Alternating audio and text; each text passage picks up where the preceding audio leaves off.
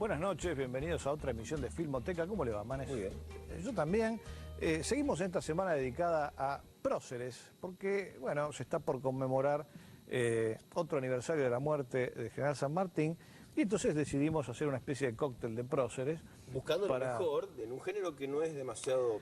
Buscando lo diverso, buscando lo diverso. Yo no sé si es lo mejor, porque realmente no es un género que ha sido justamente prolífico en calidad. A mí me gusta mucho la película que vamos a pasar, Su mejor alumno, una película muy discutida de todas maneras, porque, bueno, el revisionismo le ha pegado duro a Sarmiento, porque es muy difícil contextualizar sus posiciones desde un punto de vista contemporáneo, ¿no? Eran también posiciones difíciles en su momento. Era un tipo complicado, modernizador. En una época donde la gente era mucho más bárbara, para usar una palabra, digamos. Suya. De él. Sí, sí. Y lo que pasa es que ese antagonismo que él inventó, digamos, civilización versus barbarie, insisto, es muy difícil entenderlo desde el uso contemporáneo que hacemos de esas palabras. No vamos a pretender eso, porque no es lo que pretendieron los adaptadores Manzi y Ulises Petit de Murat cuando escribieron esta película. Pretendieron algo mucho más interesante desde el punto de vista cultural y político. Manzi fue un visionario en el uso del cine con un propósito absolutamente político. Manzi fue militante, primero del radicalismo irigoyenista, quedó proscripto, digamos, lo echaron de la universidad donde él daba clases cuando el golpe de 1930, se juntó, fue uno de los fundadores del grupo Forja, que fueron los últimos grandes pensadores nacionalistas, ¿no? Nacionalistas populares.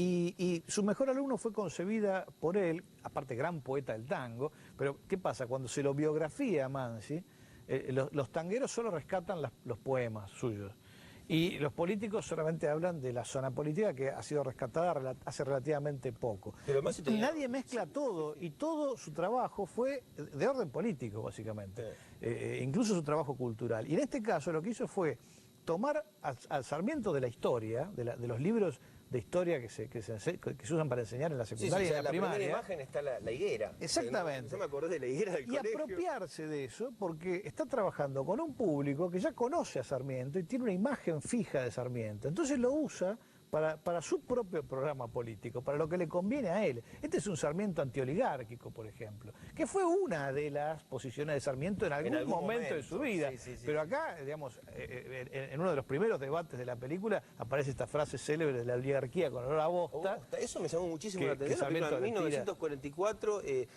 yo me esperaba un Sarmiento más de manual del libro de historia de colegio, y se ve que hay dos intelectuales atrás, ¿no? O sea, sí, sobre todo que tenía un programa, digamos, que tenía una idea de concepto. Y fíjese que es una película que concentra toda su acción al final.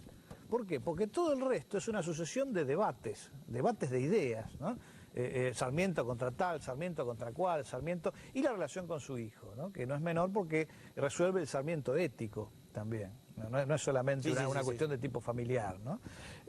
Para la historia quedó Muiño asociado a la figura de Sarmiento. Para mí Sarmiento siempre fue Enrique Muiño. Sí, no, es que yo siempre nombro a mi novia, estábamos viendo la película, no sabía lo que estaba viendo, llega y me dice, ese es Ángel Magaña, y ese es Sarmiento. No es que ese es Enrique Muiño, porque es muy difícil separarlo de su interpretación, es una creación magistral. También ayer Ignacio Quirós, realmente... haciendo de Belgrano. De Belgrano. Sí, siendo que debía medir el doble que el Belgrano real, ¿no? Porque es un urso importante, y el pobre Belgrano parece que era más bien esmirriado.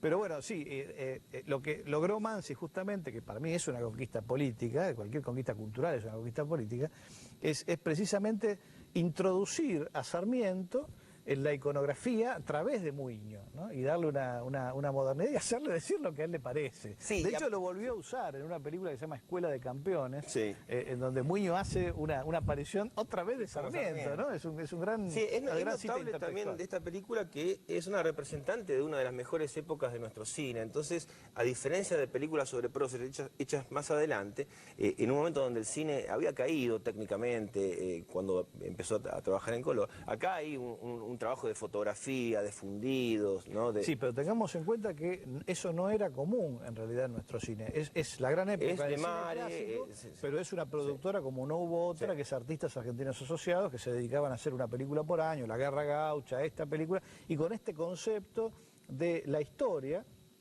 que implicaba devolverlo a la gente, ¿no? Transformarla otra vez en un elemento de la cultura popular, unificar a una nación a través de la cultura cinematográfica. Este era el plan de Mansi, ¿no? Sí, que ahora en cambio lo que está de moda es tratar de ser lo más revisionistas y diversificar todo, ¿no? O sea, nadie se pone de acuerdo.